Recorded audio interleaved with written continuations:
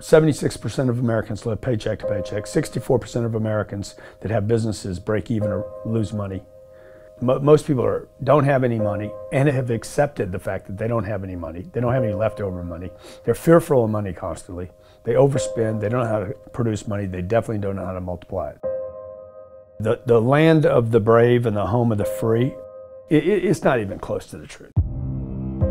It's just important for people to understand that complaining has no value. And if you complain about not having enough money, work more. If you complain about not having work-life balance, spend more time on vacationing and your family. It's super simple. Let your actions dictate instead of sitting there and feeling like you're not in control. Poor people say, I can't afford it, I can't do that, I don't have time. It's an escape, you know what I mean? It's easy to say I can't afford it. Oh, I'm too tired. Oh, I can't go to the gym. You know, when you could go to the gym, but no, I can't. Truth is, I'm just too lazy to go to the gym. Money doesn't have value, right? And this is an important thing that most people don't immediately understand, is that money itself doesn't have value. Money is a vector for transmitting value. It's how you express value. But the value isn't in the money, it's in the product or service you bought with it, and it's in the labor you gave in order to acquire it in the first place. That's where the value comes from. There's nothing intrinsically valuable in the money. You shouldn't put money in a house, you should put money in your brand. You should put money in the marketing. You should promote yourself, not put money in where you and the kids live. Right. Why is that a mistake? Because it's dead money. I mean, a house can't make you money. A house does not make you money. The only reason people think a house makes them money is they're comparing it to, if I rent, that costs me money. But, you know, if you need to go to a hospital, you don't buy the hospital. You rent a bed to get out of there as fast as you can. If you go on a trip, you go to America and you want to go to Disneyland, you don't buy the hotel, you rent a room. And nobody thinks poorly of that. They're like, yeah, I'm gonna go there, use the place and get out. That's what you should be doing with your living. Find a place where you can rent. Pay rent monthly. Don't own the house. And take all the money that you would have put in that house purchase, down payment, extra money, fixing it up, use all that money to improve your business and yourself so that you can get more money. Right? So I see so many people here like, I'm gonna invest 300,000 pounds in a house to hopefully make $30,000, 30,000 pounds. Right. I'm gonna buy it for 300, maybe I'll sell it for 600,000. I'll double my money. Fixed in one place, by the way, where no money comes to you. Money does not go to homes. Right, and that's a big thing on your career is moving locations. Yeah, I've moved 5 or 6 times. I can move another 4 or 5 times. Because people who stay in the same place get too comfortable. If you study wealthy people, they're mercurial. They're moving, they're mobile. They're not talking, Warren Buffett and Bill Gates do not talk about the home they live in. They talk about the places they're going to. They go meet money, they go meet wealth, they go meet connections. People are stunningly accepting of anything if they actually believe that's the purest form of it.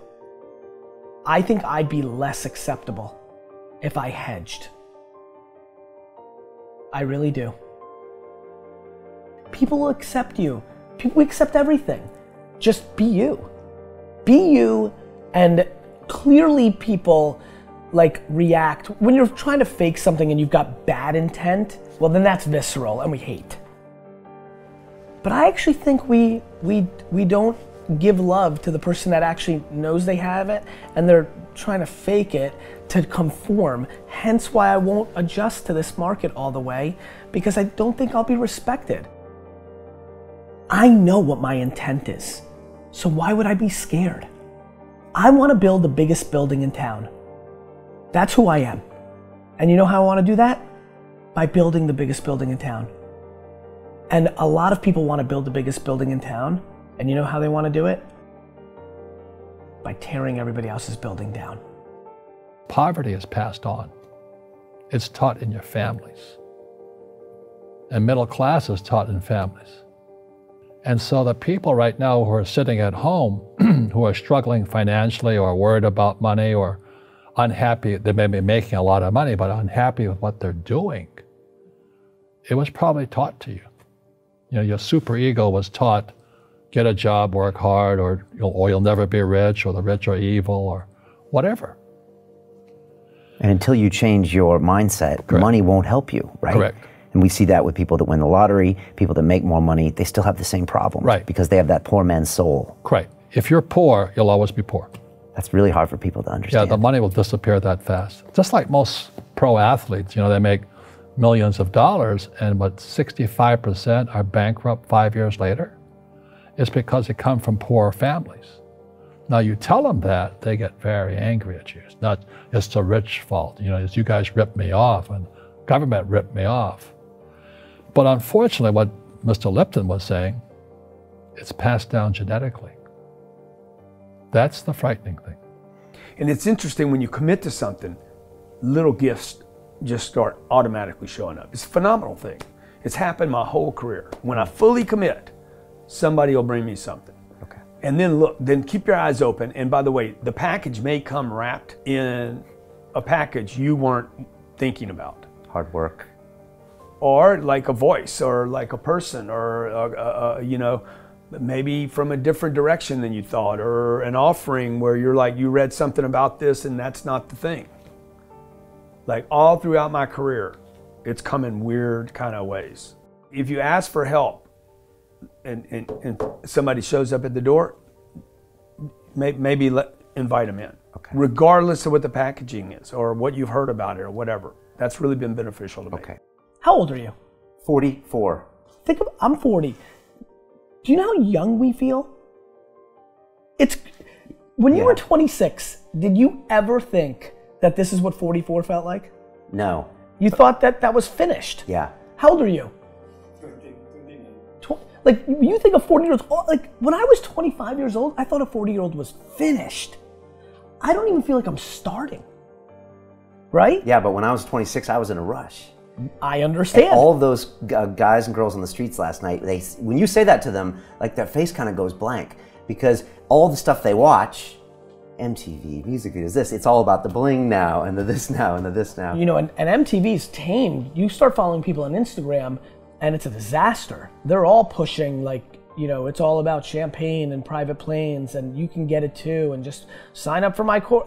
And everybody's falling for it. So I'm coming out and first of all, I want to be historically correct. Nobody in 100 years is going to watch that video and say that I was full of crap. I like that. Right? Number two, I want my legend to grow. I'm always fascinated by politicians and world figures.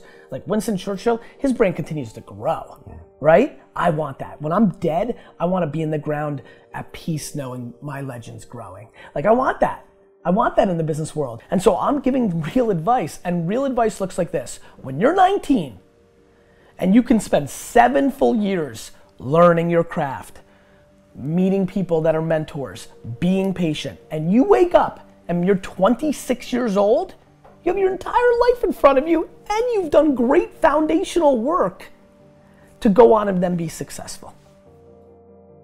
I have bad luck too. I've had financial crashes. I've had people stab me in the back, but they're all good because I grow from it. That's spirituality. Right. People who are afraid of making mistakes, like they teach in school, they don't ever grow. Because spirituality is there's good and there's bad, there's right and there's wrong, there's up and there's down. Most people only want to be right, they only want to be positive. Well, you can't have that. That's not reality. And the average person, the reason they're poor is they haven't failed. They play it so safe. They haven't made any mistakes like they're taught in school.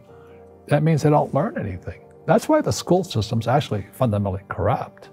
It's anti-education. Right. Don't make mistakes and don't ask for help.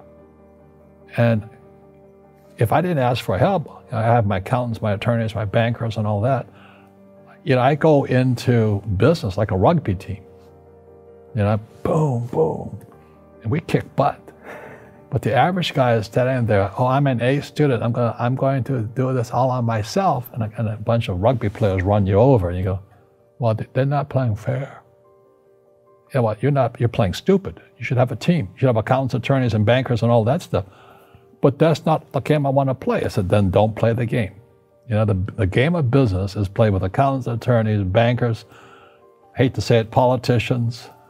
You got to know the game. I don't want to hustle. I want to prosper. I don't want to grind. I want to create a machine that monetizes. I'm not shameful of money. I want money. I want a lot of money. I want to give money away. I want to raise a lot of money. You can't do that if you're broke.